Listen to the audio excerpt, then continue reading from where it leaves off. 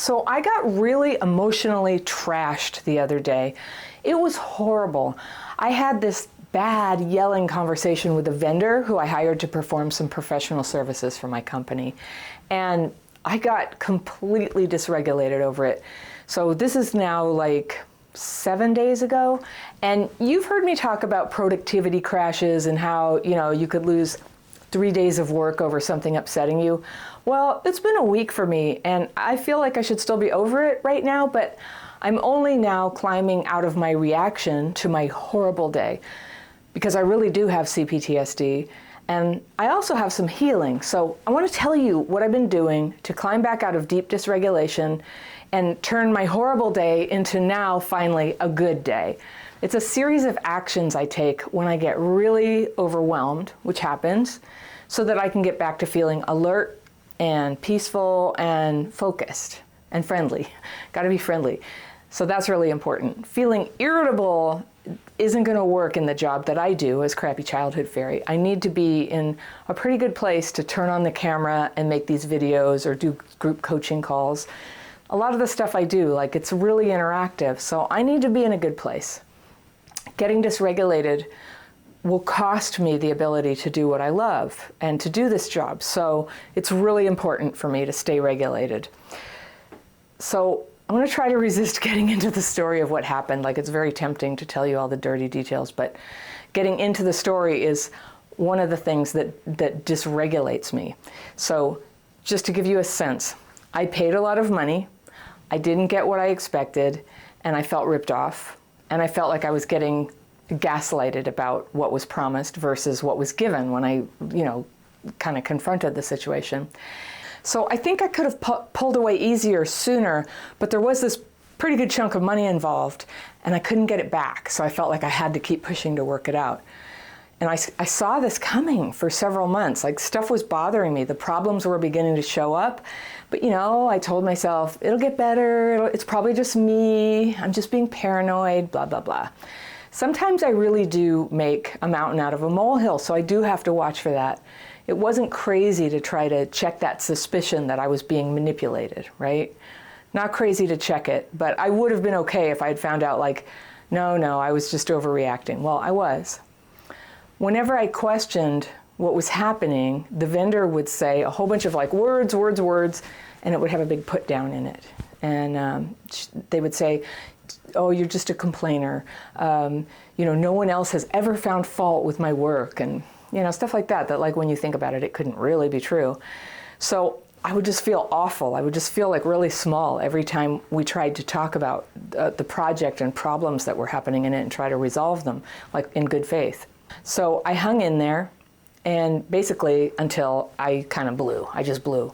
So that right there, raising my voice at someone, never feels good. And yes, everything was dodgy, and yes, they were putting me down, and yes, they were kind of BSing me about my concerns, and that's a bad feeling.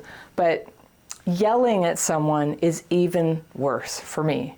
I mean, I'm not, if I were in a situation where I was getting mugged or something, yes, I'd yell, but just trying to transact business or have a cooperative, conversation with somebody, if I'm raising my voice, I'm basically losing control of my self-regulation. So if anything is going to push me into a dysregulated 3-day or more productivity crash, it's being ashamed of how I acted. And that's what happened. So this is what I do when I'm in that dysregulation ditch like that. And it works. It really helps to get that horrible pain and dread out of my mind and to start feeling like I'm here, I'm good, and I'm going to keep going. So number one, I talked about it. I talked for 10 minutes, and my husband will probably tell you that I talked for much longer than that, and he might be right. It felt like 10 minutes to me. I went and found him after I got off this terrible phone call. He was looking really stressed. His eyes were really big. He had overheard my side of the conversation, and he was really worried what was going on, what were going to be the consequences of what he could tell was a total breakdown of the professional relationship. So I filled up with fear that he was going to think that I'm the problem, he wouldn't back me up, he wouldn't believe me. And of course I felt like I had to explain, my side of the story. But here's the thing. He's like most people, and someone, ranting about something they're angry about is really uncomfortable. And I know that about him. And I was able to finally get out of the story and just feel the hurt and anger and shame that I was feeling. And then I did the second thing. It wasn't planned, but I just started to cry. And there was a time in my life when I used to cry every day, but now it's kind of rare for me to have a big cry. And I gotta say, it feels so good. I just stopped talking about it, and I sat with my husband, and he hung out with me for a while I just cried, and I couldn't stop. I'd stop, and then I'd start again, and I was just sobbing. It was just like there was so much built up. And he was saying, nice things like, it'll be okay, you'll figure this out, we can just let it go and put all this behind us. And he didn't at all jump on the bandwagon of, venting with me like, yeah, because I was like, and then this happened, and then this happened. He didn't jump on. He just was like attending to my emotional state. That's pretty genius of him. It helped me to come back down. Because of my CPTSD, when I feel that bad, I need to shift gears. It doesn't feel good for me. I'll kind of like amp myself up if I'm like really upset about something. So this is the third thing. I stopped venting. I stopped talking about it, even though when you're doing it, it feels like it's helping. It feels like, it's helping, and it'll help all the way if I could just like keep talking, but that's not really how it works for me. And you might feel the same way. It just ratchets up the negative emotions. Some talking is necessary, but like to go on and on, not good. And I know that flies in the face of a lot of what you were taught, what I was taught, but talking is not the only way to turn around a terrible experience or to, stop feeling so bad about it. Talking is usually part of it, but when you're quiet, this whole new depth of feeling can happen when you get off that like spinning wheel of the story, what happened, what they did, and then I did this, and then they did that. The story is mesmerizing. It builds, and when you switch gears out of the talking, it can give you that pause that lets you come back into your body, back into the present moment, back into calm or calmer. And it's a lot easier on other people when you're in a calm, kind of sad or angry state than when you're, in a very intense, like your voice is shrill, it's up there, you're loud, and you're trying to escape the feeling with a lot of, noise and fire, right? So just bring it down by not talking about it, just being with it for a minute. You can try that. The fourth thing was I had some tea and some food. And basically, anytime someone yells at me, I'm going to get dissociated for a little bit, really out of myself. And I'm definitely not going to get any creative or high intellectual work done when I'm in that state. I need to come back down first. So I might as well just accept this is where we are, stop the project underway, and have some tea. And if nothing else, just like the tactile experience of tea, holding the cup. Look what I have. The Krabby Childhood Fairy Cup. I can have that, and it's, it's actually warm in here. I have tea in here. And you have this sensation of the tea, and it brings you back out of the bad dream that you're sort of projecting into, and back into your body, back into real time. And, many of you have heard me say, you're never really out of your body. It's a metaphor for being kind of dissociated, just not present, not able to feel yourself. So that's what everything feels like for me when I'm really dysregulated anyway. The fifth thing is I write, and I write my fears and resentments. I teach that in my daily practice course that I'm always talking about. Forgive me, but I just have to. This is the main technique that I use to be okay every day and to re-regulate, to basically, over 28 years, I've taught myself to sort of get regulated and stay regulated. I still get dysregulated, but I know how to come back pretty quick. So it's a really nice practice to have. I've taught it to now hundreds of thousands of people. If you want to learn it, it's always down in the description section. It's on the free tools page of my website, and I think it's a standalone link down in the description section. So it's a specific technique to get the fearful and resentful thoughts out of your head and onto paper so that you can release them. There's so many levels that it's helpful on. For one thing, you're expressing yourself, but writing is tactile, and it's a way that you can express those emotions without re-traumatizing yourself by verbal venting. That's not always what you need. For a lot of traumatized people, talking about hard things is really triggering. It will re-trigger the trauma. But we do need to express ourselves, and if I want to, I can always read what I wrote or talk to a friend who I trust who also does these techniques. I can do that later. But in the moment, just writing starts to let that like toxic air just out of my mind. And when you can put fear and resentment out of your head onto paper, you can give your mind a little vacation. And these negative feelings, they can't control you like that when you're ventilated like that. And they otherwise would have. I've spent a lot of my life before I learned these techniques just throttled by my negative, my fearful, my resentful thoughts. So that's what resentment's like. Your mind is locked. So the next thing I do, and I never feel like it when I'm upset, but I go outside. I move around a little bit. I take a walk. I pull some weeds. If it's daytime, getting out into sunlight really helps come back into present time. I walk. I don't talk or I don't listen to anything when I'm on a sort of like, therapeutic, re-regulating walk. I look at the plants. I look at the houses. I look at the cars. I smell the air, and no matter what my mind is thinking, my nervous system is just straightening itself out. It's just kind of aligning with reality out there, and that feels good. Our nervous systems love to use the senses to see what time of day is it? Where am I? Which way is up? Your nervous system loves that. It loves to feel the weight of your body when you walk or sit. It likes to use proprioception, feeling yourself in space, and sometimes to help me feel myself in time, I remind myself, what day is it? I say the date out loud to myself. Just walking around the neighborhood, chatting away to myself. Well, not very much. Because when you're in a bad, dysregulated state, you don't know what time it is, do you? Time just starts flying away. It's a big blur. You're in no man's land. So there are all these good things to come back into present time, into your body, and out of the torrent of thoughts and feelings that are just flooding you. But they're now a memory, right? They're not a current danger. It's not a threat. So present time, safe.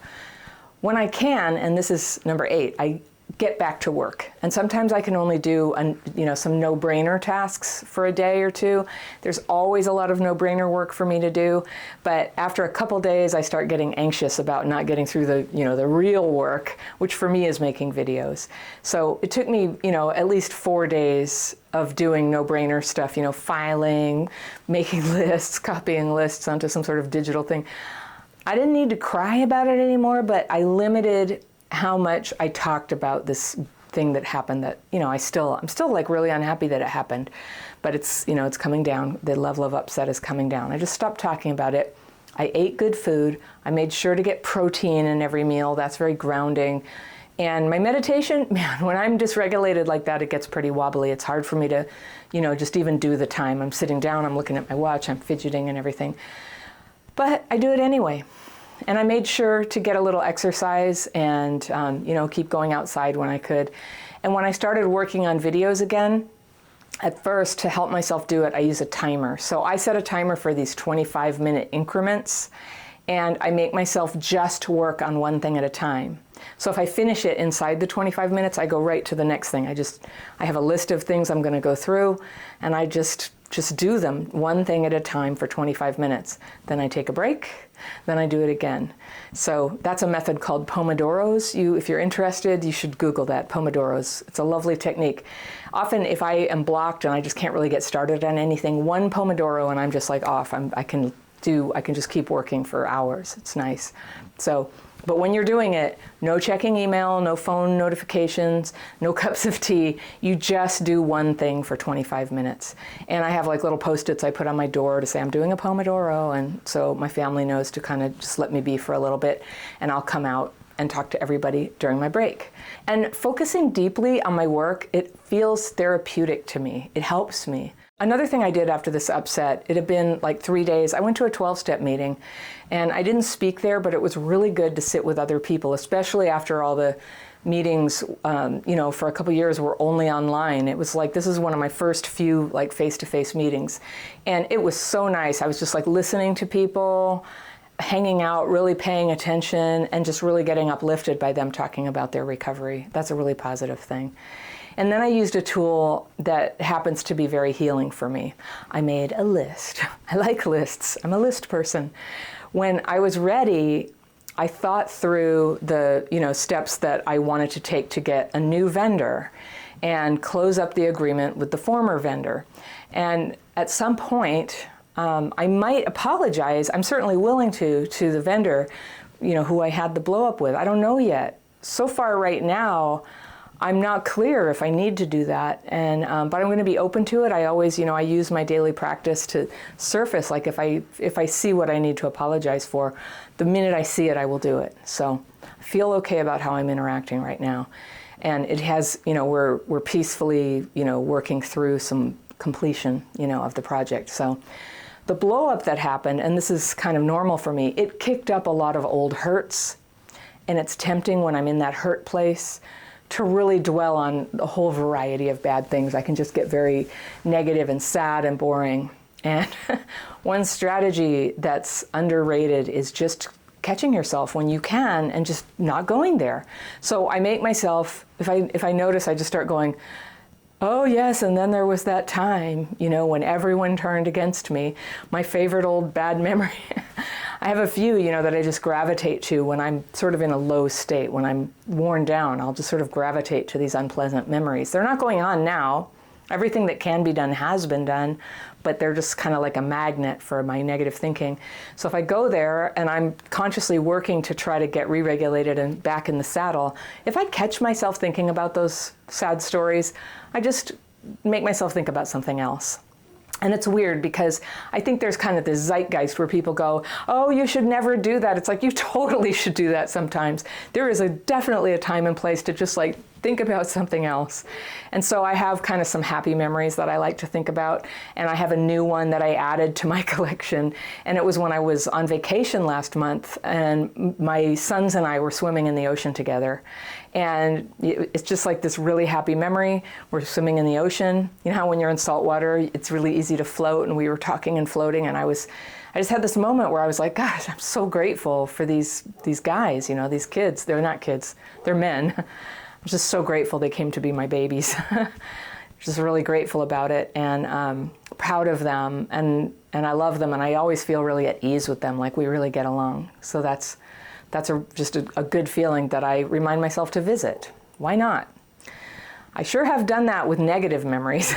So dwelling on the good memories is positive. So number 9, this is the last one. This is my secret power tool for feeling better. If you really want to have a good day, find something kind that you can do for somebody else. And then if you really want to double down on it, do something kind for people where they don't know that you did it. If they find out, then in this game, you forfeit, you don't get any points, and if that happens, you have to find another secret good thing to do. And the reason I say this is because if there's any chance that you're going to be thought of as a good person, it's kind of tempting to do it for that reason. And it can pollute the benefits that you're going to get from just doing a kindness for someone.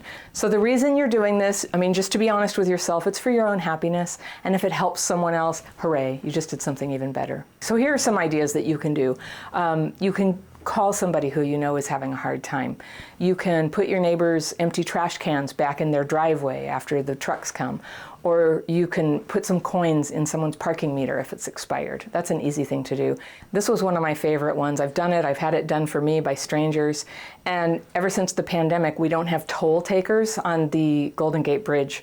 But what people used to do here in San Francisco is strangers would occasionally just pay their own bridge toll and the toll for the person behind them. And so you'd get up there with your money out and they go, no, this person already paid it for you. So it's true, it's not anonymous. Anyway, now it's all done digitally and with cameras, and it's kind of like we have to find a new way to do a secret little good deed for people. So we're thinking about it.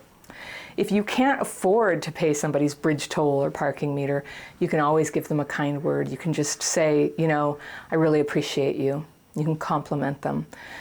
You can say something that's true and be real with them. And sometimes that makes you very vulnerable.